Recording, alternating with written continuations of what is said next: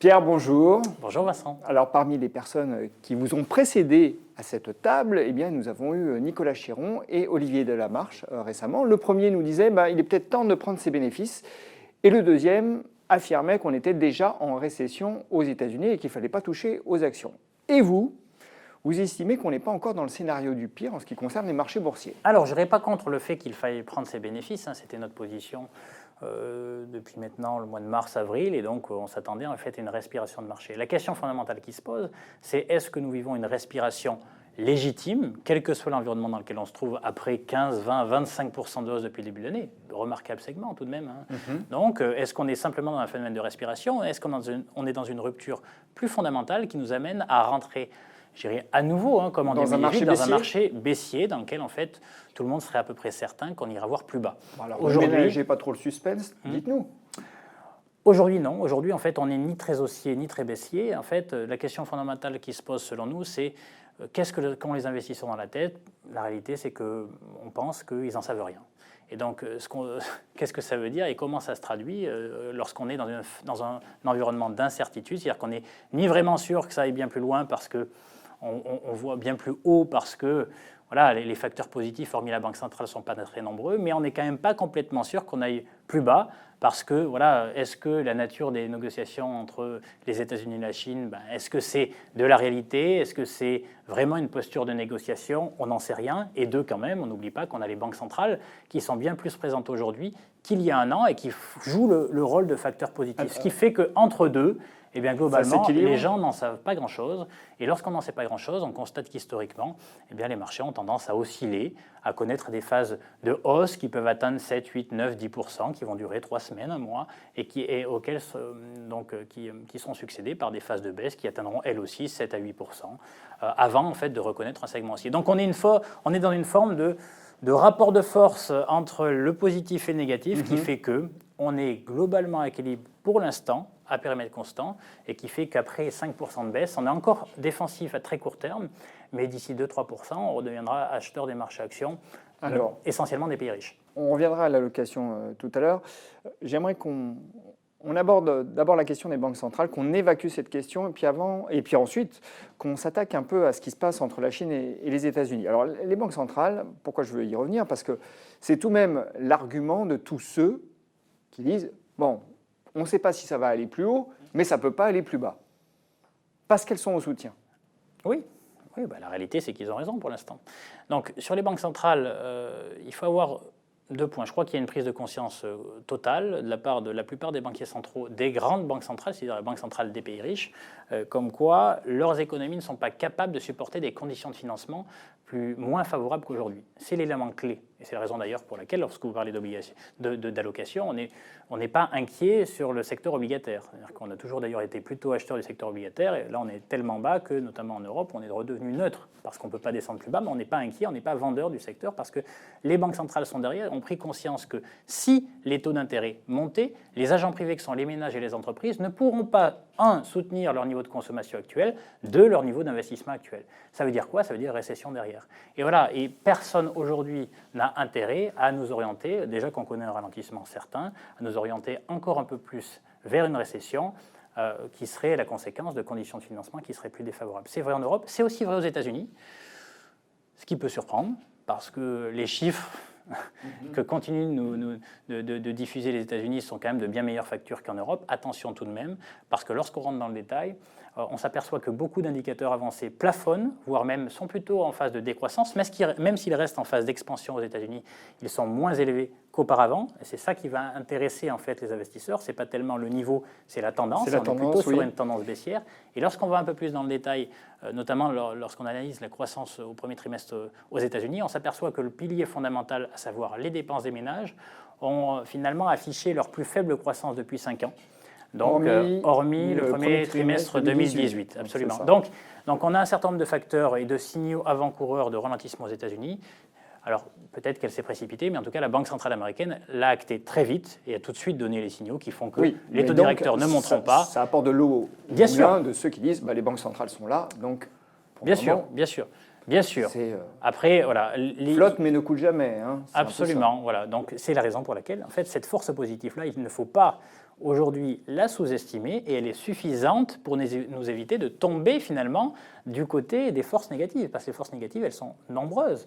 Le ralentissement, l'incertitude, et on ne l'a pas abordé, sur les perspectives des modèles économiques sous-jacents au monde émergent. N'oublions pas que le monde émergent a porté l'économie mondiale pendant 15 ans, presque 20 ans maintenant, depuis l'entrée de la Chine dans l'OMC en 2001.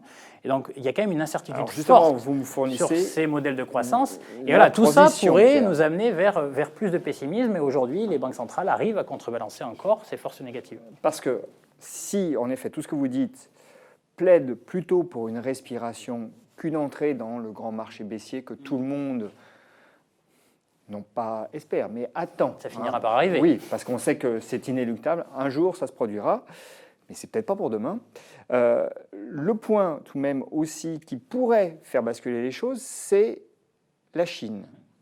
Alors, la Chine, on le sait, a inquiété fin 2018. Elle a actionné un certain nombre de leviers. Elle a mis un certain nombre de pourcents de son PIB dans la balance, une fois de plus. Alors, beaucoup moins qu'en 2008-2009. Mais ça reste tout on n'en est pas là, quand même, heureusement. Si elle avait tout de suite sorti on n'en est pas là, mais le bazooka. Mais aujourd'hui, est-ce que la Chine produit tous les fruits qu'on attend, qu'on était en droit d'attendre justement des mesures qu'elle a actionnées? Pas vraiment. Et donc c'est la raison pour laquelle en fait on reste plutôt prudent. Donc je vous ai dit tout à l'heure que quelques pourcents plus bas, on reviendra acheteur des marchés actions notamment, des actifs risqués. Alors on parle essentiellement des actifs des pays riches, des actifs risqués des pays riches et pas des pays émergents. Pour la raison que vous évoquez jusque-là. Savoir qu'aujourd'hui on a un vrai doute sur la pérennité à court terme des modèles de croissance qui ont alimenté le monde émergent. Premièrement, gardons tout de même en tête que le monde émergent, c'est une locomotive et des suiveurs. Même si on s'amuse à croire, voilà, on se fait plaisir à croire qu'on aurait des économies qui sont indépendantes. Non, elles ne le sont pas, essentiellement via le levier en fait, des matières premières. On a une locomotive, c'est la Chine, qui consomme plus de 50% d'ailleurs des métaux industriels dans le monde. C'est colossal, c'est inimaginable pour un seul pays. Et donc, qui entraîne à travers le levier des prix des matières premières l'essentiel en fait, des pays émergents derrière elle. Donc, aujourd'hui, le manque de garantie qu'on a, c'est qu'effectivement, traditionnellement en Chine, il faut le savoir, on est sur une économie totalement pilotée et pilotable. C'est-à-dire que depuis toujours, 2008-2009, mais 2015, c'est identique. À chaque fois qu'il y a eu un petit ralentissement, les autorités ont dit « allez-y ». Et lorsque les autorités disent « allez-y », les gens y vont. Or, aujourd'hui, en dépit du fait que depuis le dernier trimestre de l'année dernière, on a des mesures fiscales, des mesures financières de soutien en fait, de distribution de crédit, notamment pour les PME, et de TVA, etc., qui normalement auraient dû censés produire leurs effets dès aujourd'hui. Or, les chiffres... On ne les perçoit pas. On ne les perçoit pas encore, ni dans les chiffres de vente au détail, ni dans les chiffres de production industrielle ou de production d'électricité, mais pire, parce que vous savez, quel crédit apporter à des chiffres qui sont dont la fiabilité est quand même...